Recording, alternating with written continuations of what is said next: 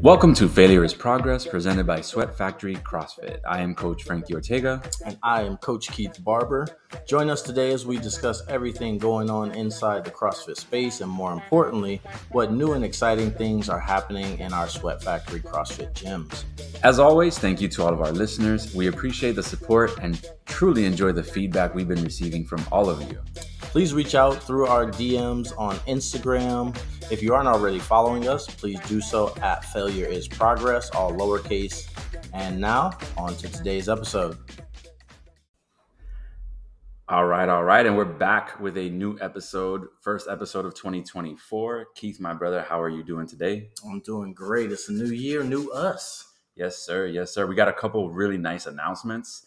Starting off with a gymnastics clinic that we're holding at our Claremont location, February 10th at 9 a.m., hosted by Mr. Keith Barber. Let's go. Yeah, it's going to be all about the pulling series. So we're going to start with toes to bar. We're going to go all the way through ring muscle-ups and everything in between. So if you're struggling with those butterfly pull-ups or you want to get bar muscle-ups for the open, come check us out. What about if you're somebody who isn't struggling with those? Would they be better? Would they get better, more efficient with those? Absolutely. So there's going to be a lot about how to scale certain movements during your workouts so that you can start to improve on those movements. There's a lot of scaling options out there for movements that are great for keeping the intensity or the intended stimulus of the workout, but then they don't exactly move you closer to actually doing the next level of movement. So we're going to talk a lot about that, as well as practicing higher level skills without actually needing to be use the implements of those higher skills. For instance, ring muscle ups is on the high rings, but we can do a ton of low ring work, even if you're not at the high ring level, quote unquote, just yet. So there's a ton of stuff that you can still do to start working on that. That's awesome, man. That's awesome. Again, that's February 10th, 9 a.m. till 1? Yeah, till 1. Yep. So it'll be 4 hours. That's awesome, man. All right, let's get into our member of the month shout outs. We'll start with Claremont. Who's the member of the month at Claremont? It is Jennifer Bainey. Brr, brr, brr, brr, brr. Nice. Congratulations, Jennifer. And then over in Groveland, we have Mi-Yen. That is Mi-Yen. Yeah.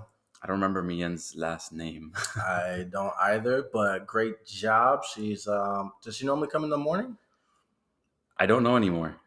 When I was there, she did a lot of 6 a.m.s and she also did a lot of 4:30s. So I think I coached her a couple times at 6 a.m. But yeah. Yeah, she's in all the time. And then over in Afterburn, we have Miguel Bastidas. Congratulations, Miguelito. Great part of the community there. He's part of the 8 a.m. class and he shows up every single day. So super proud of those guys. All right, moving on to today's episode. We are talking about New Year's resolutions. What a great topic. And CrossFit myths. And I love this topic, man. I absolutely love it. So you want to get started?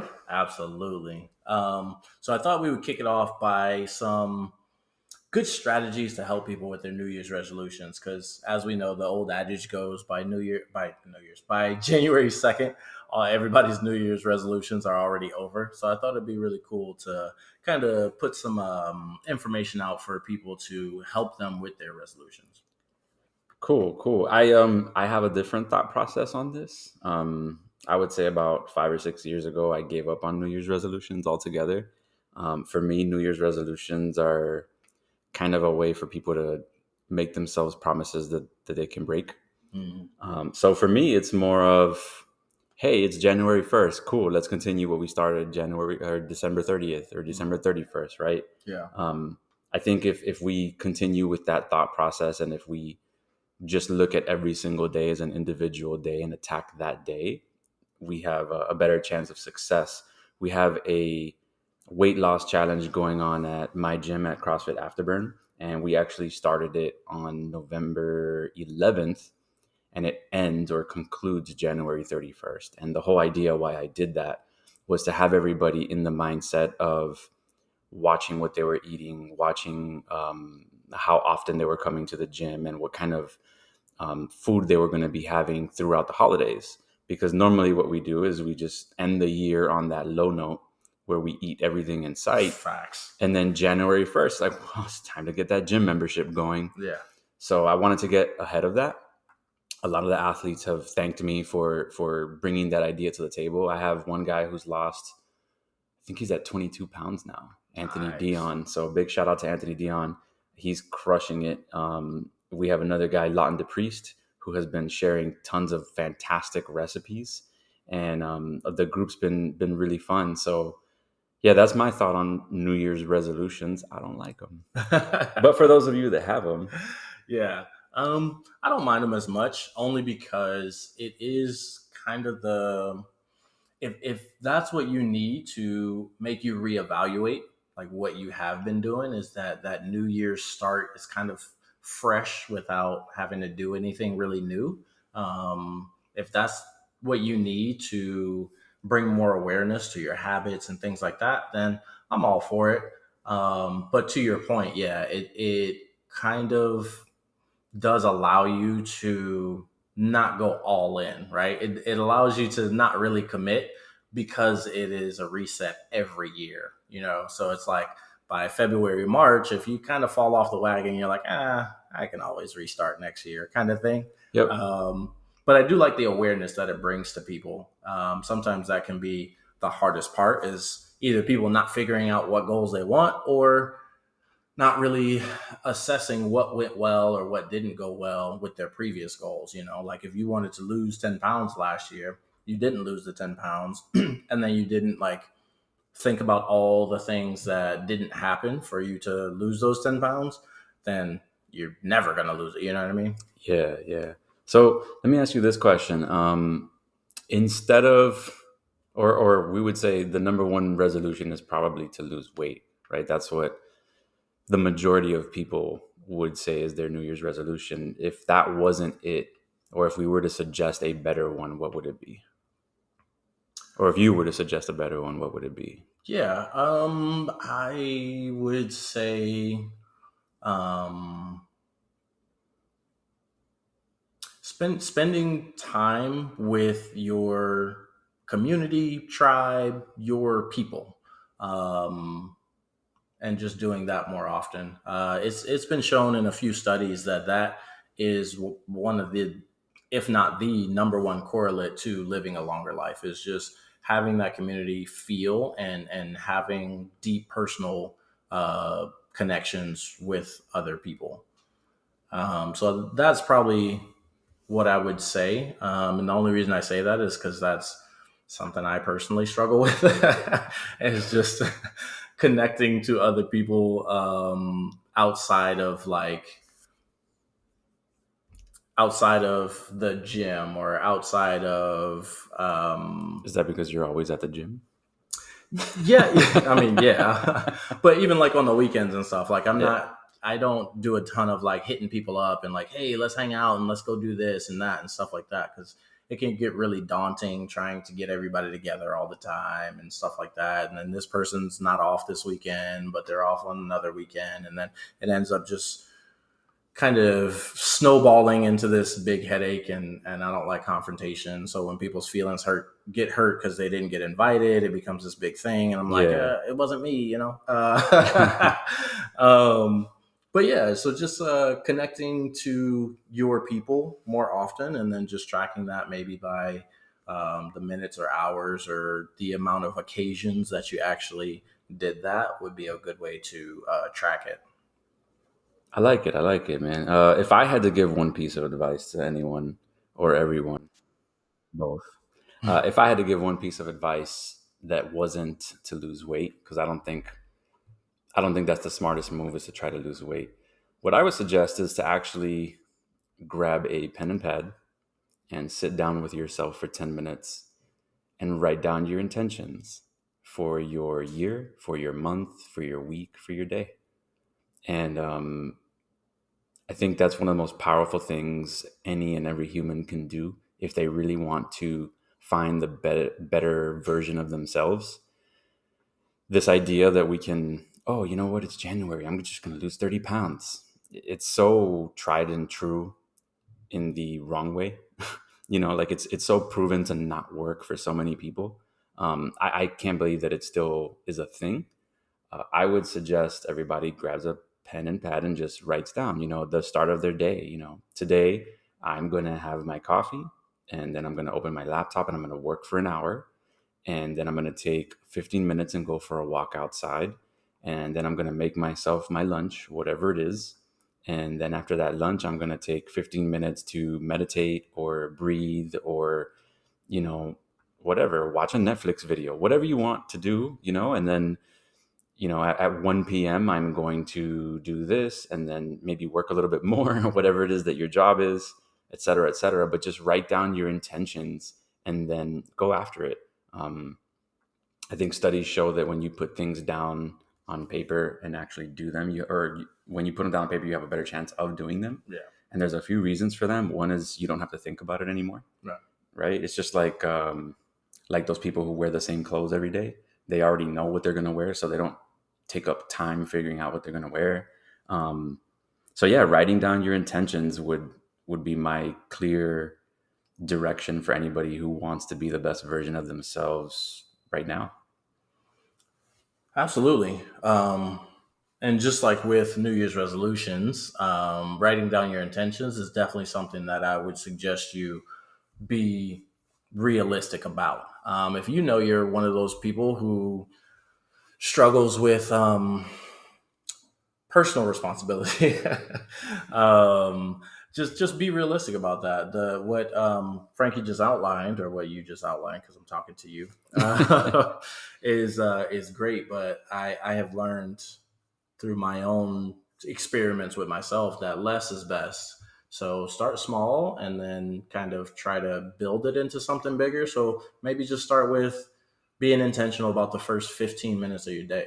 It doesn't have to be this big audacious goal where I'm like, I'm going to go line item for line item, minute by minute for every day this year. And it's just like, yeah, you might do that for the first week, but then it's going to turn kind of into that same thing as a New Year's resolution where it ain't going to last too long. Yeah, and I think that's more realistic.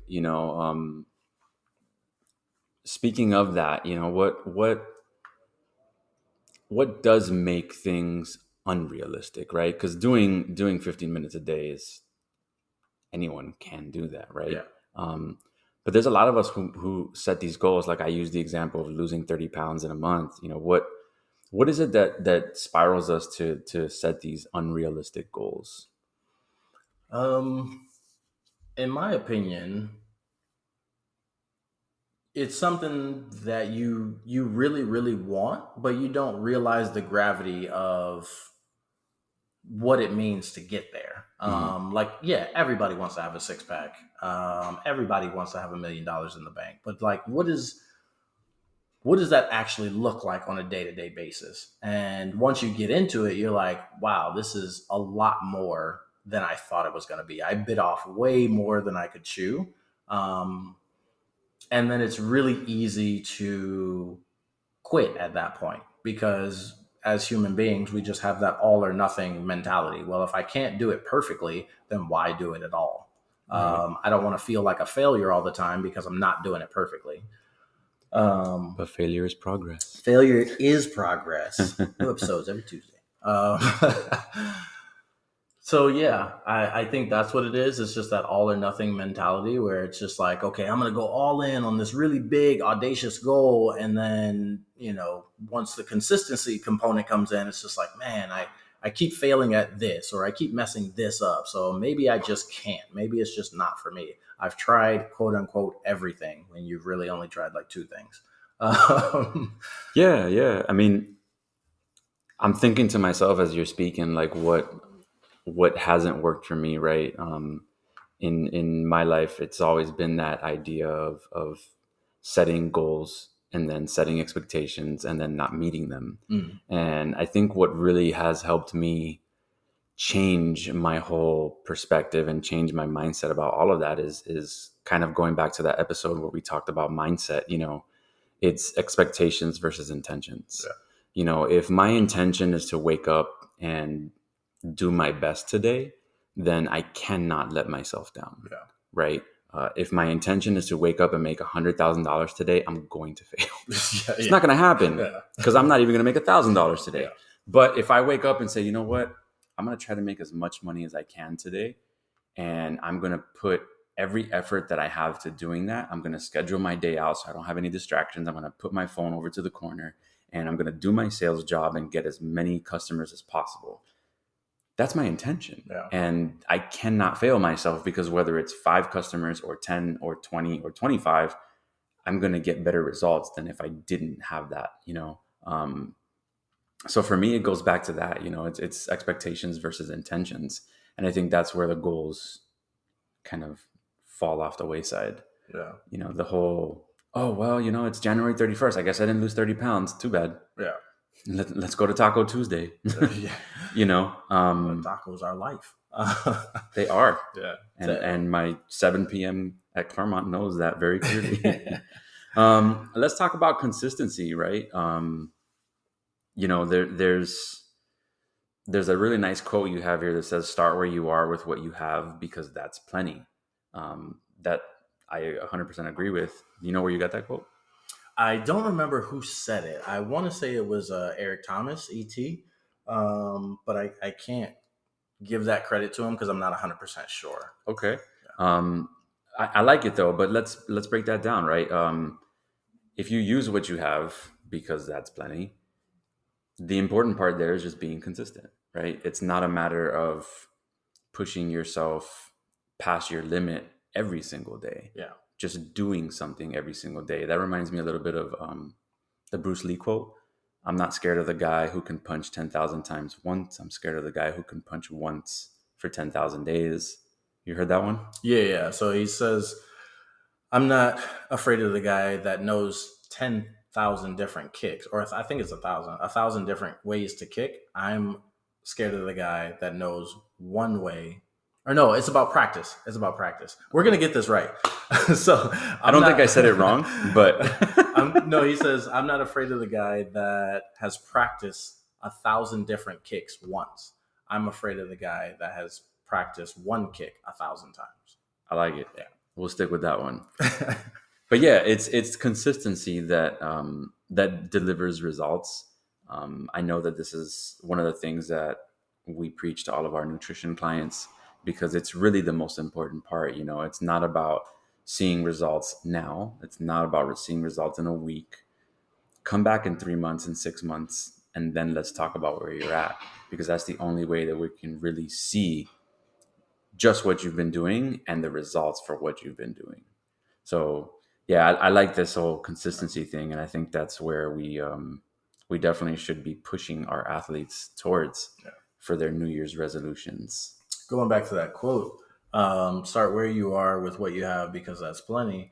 I like that because it gives you some peace of mind, right? It lets you know that you don't have to start with the best plan. You don't have to start with the most money. You don't have to start with the newest technology. Like, whatever you have around is enough for you to get started. And even if you do fall off the wagon, still, whatever you have at that point, you can still pick right back up and continue on going in the direction that you want it to go. Like, it doesn't take as much as we think it takes in the beginning. Like, yeah, as you get more advanced, regardless of what your goals are, if you were like your previous career field where you were editing all the time, excuse me, if you had a laptop, there are some free services out there that you can get to start editing and start learning some stuff. Like, it doesn't have to be this big thing where you get, the whole Adobe suite. The whole Adobe suite, and you have to have all of this, and you got to get the special mouse and all of that. Like, just start where you are. And even if you take a break from editing, you can still come back to that with your free software and still continue to learn until you get to the point where you can get a little bit more, or get a little bit more here. Yeah, I agree with that, man. And the consistency component coupled with what we have is so crucial. My little brother-in-law, for example, reached out to me because it's New Year's, so he wants to lose weight too. And he was like, "Oh, I want to get a 7-minute mile." And I said, "Do you enjoy running?" He said, "Yeah, I think it's pretty cool." And I was like, "No, but like you enjoy running. You actually go outside and you feel good doing it." And he's like, "Well, no, but," I said, "or are you doing this because you just want to lose weight?" He's like, "Bro, I'm fat." And I said, "Okay, so let's do this. Let's not run. Grab your backpack." He's got a Go Ruck rucksack. And I said, "Throw some water bottles in there, maybe 10, 12 water bottles. That'll give you 10, 12 pounds. And just go for a walk 3 times a week. You have that already. You don't have to do anything special. Just do that 3 times a week. And, try to pace yourself for maybe an 18-minute mile. You can do that without hating it. Put on an audiobook, put on music, whatever." And then I said, 2 days a week, just do 100 push-ups and 100 air squats in your living room, watching Netflix or doing whatever you want to do. Just do 10 and 10 until you get to 100 of each, and just do that twice a week. Do that for 30 days and then reach back out to me. I don't know if he's going to do it, but Yeah. we are talking about consistency. I told him, these are simple things that you can do. It's not going to take a lot. But that would be the first thing that I would have him start off with, is something simple and attainable that he can do. Yeah. Small bite-sized movements, bite-sized ideas. And again, if he's consistent with that for 30 days, then at day 31, I could say, you know what, let's add something different. Yeah. But there's no need to go all out. Now, we are a CrossFit gym, so let's talk about applying a lot of this stuff to CrossFit, right? Right now, there are a lot of people who are thinking, hey, you know what? Maybe I want to try CrossFit because I want to lose weight. It's that time, right? It's January. It's prime for starting something. But there's a lot of people who are coming to us. There was a lady at the gym this morning who started with you who said that a lot of her friends told her she would get hurt doing CrossFit. What are reservations that people still have in 2024 about CrossFit? I think the same narratives are kind of being pushed, which is that CrossFit is way too hard. Like there's a lot of high skills in it, there's a lot of heavy weights in it, and it's just going to be too difficult for certain demographics. Yes. Um, there are certain people that think that if they lift heavy all the time, that their joints are just going to fall off of them eventually. Yes. So CrossFit just constantly gets you injured, and you're just never going to be safe doing CrossFit. Um, and there are certain groups, I should say, that think that, oh, CrossFit doesn't really get you any results. Like, oh, I know people that have been doing CrossFit for years and they look like this, or they can't lift that, or blah blah blah. So those are kind of the big three that I still run into the most. Is like, it doesn't get you results, you're gonna get injured, or that's just for crazy people. Yeah, the injury one is the one that I hear the most. That's the one that kind of stopped me from joining CrossFit for a long time. We've talked about this. I almost never started CrossFit because I did have previous injuries, and one of my friends who's a personal trainer was like, "Dude, you don't want to do that. You're going to get hurt." It wasn't a you might get hurt. It was you're going to get hurt. And it was difficult for me to really walk into the gym. But once I walked in and started seeing how, first of all, my perception of what CrossFitters look like wasn't there. Right. That was the hardest thing for me, was I don't look like a CrossFitter. Um, I kind of still don't, quote unquote, but I feel like one. God damn it, I feel like You one. definitely are one. But Crushed that workout this morning. but yeah, I mean, that's neither here nor there at this point. The idea that you're gonna get hurt. I mean, you can get hurt walking down the street. I've seen it happen. You can get hurt doing anything. You can be at Planet Fitness, not to knock them, but you can be there and get hurt. You can be at Crunch and get hurt. So you can get hurt at any gym. You can go out on a football field and get hurt. You can play baseball, which is a really slow paced sport, and get hurt. So can you get hurt doing CrossFit? Sure you can. Yeah. Of course you can. You can get hurt running, but will you? That really depends on too many variables. The chances of that are very low. Yeah. Chances are you're going to get stronger and prevent injury, right? Because that's kind of the whole idea of why CrossFit was started. Talk a little bit about that. Talk about Glassman's vision for CrossFit. As far as like safety is concerned, or Yeah, the just whole like in a safety. general sense? Well, no, the whole safety and uh, efficacy of why we do CrossFit. Our yeah, longevity. absolutely. The methodology says that CrossFit is safe and safety is relative. Relative to what exactly is what we're actually talking about?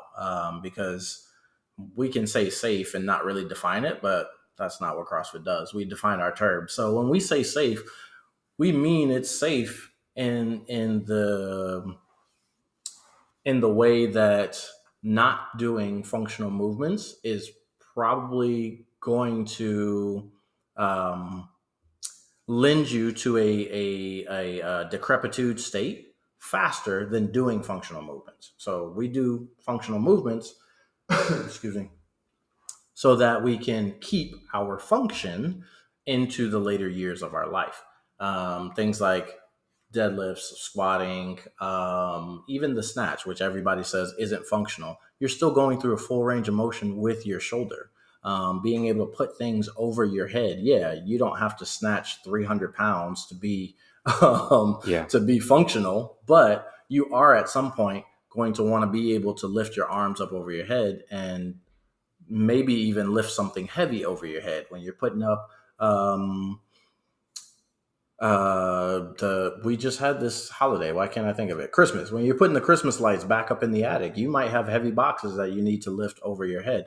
Again, these boxes probably aren't going to weigh 300 pounds, 200 pounds, whatever the case is, but you still want to keep that function. So if you're talking about safety in that you're never going to get injured, then nothing's safe. Like you just said, you can get injured literally doing anything. But if you were talking about safe in terms of being able to keep your function throughout the years of your life, then CrossFit is very safe. Yeah, definitely. I mean, we do have this sickness, fitness, wellness continuum that we talk about in the level 1 manual. And I think that's crucial to think about, right? I had I'm not going to say argument. I had a conversation with my wife recently about someone. She said, "Oh, they don't want to start CrossFit because, it might be too much money for them." And I said, "Okay." I said, "Have they considered that money aside, it could be more harmful for them to not do CrossFit?" Because once you understand what we're trying to do, there's points now that she does CrossFit, my wife, now that my wife does CrossFit, there are points where we're doing things in the house and we have to move something. And I will tell her, "That's easy. You can do this." And she says, "No, I can't." I said, "Just deadlift it." And then she'll look at it differently and she'll say, "Oh, you're right. This is just a deadlift." And she'll do it. We were moving I have a rooftop tent that I got that's like 200 pounds and I needed her help to move it. And I said, "This is going to be easy. Trust me." And she's like, "This is really heavy." And I said, "It's all right. You're going to deadlift it and then you're going to push press it." And she looks at me and she was like, "Okay, whatever." Guess what? She deadlifted and she push pressed it. Yeah. No problem. But she didn't think about it before that. Yeah. Right. Now she's looking at these tasks and she's saying, "Well, I can do these tasks because I understand them differently. Mm. It's not rolling my back as I'm going to pick something up. Now I can actually just squat down, pick it up, and it doesn't weigh anything." Yeah. That's going to help her longevity. She's going to be able to do these things more efficiently. And as she gets older, she's only going to get stronger because she's in the gym practicing these things. Yeah. My wife doesn't lift 300 pounds. She doesn't lift 200 pounds. She doesn't lift 100 pounds, but she's lifting something Yeah. and she's doing it consistently. Yeah. So yeah, man, the safety is definitely there.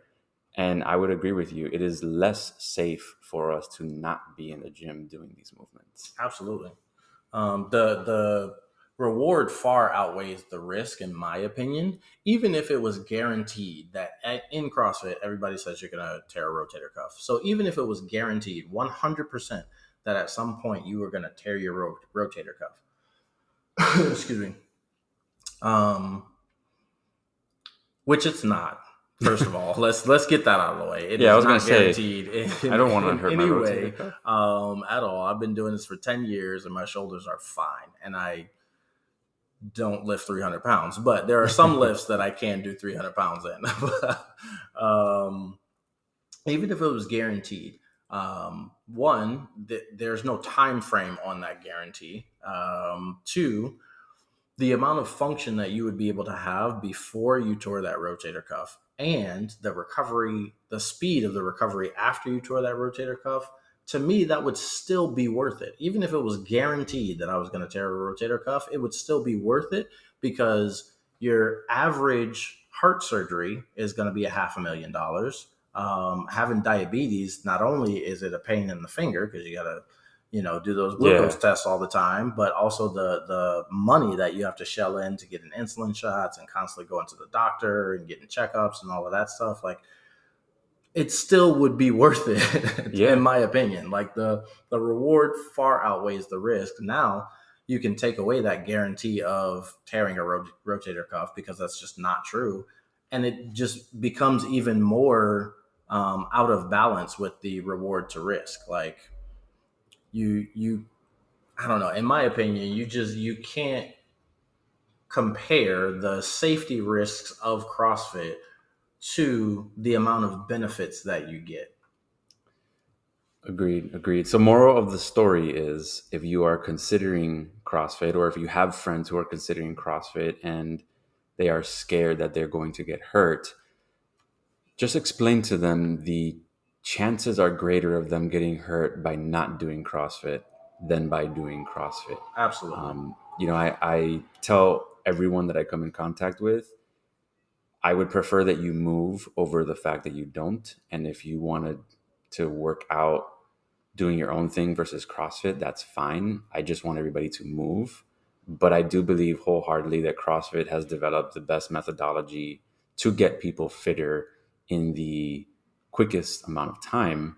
Um, that does not mean that you have to be a CrossFit Games athlete. Yeah, you know, our life class is proof of that, right? absolutely. Just get in the gym and move, man, and come out to Sweat Factory and have fun with everybody. Yeah, we'd love to have you. All right, brother. I think this one wraps up for us. What do you think? You got Yeah. some more on your chest? No, I'm good, brother. I like this one. Make sure that you like and subscribe to our podcast, wherever it is that you're listening to. Make sure that you follow us on Instagram. We have not been as active on Instagram over the past few weeks, but we are looking to ramp that up. And a lot of that is going to be helped by people commenting and asking us questions and the community supporting us on there. We look to bring these episodes every Tuesday this year. And what else, man? Gymnastics seminar one more time, February, what is it, 14th? No, 10th, I'm thinking Valentine's Day. February 10th at 9 a.m.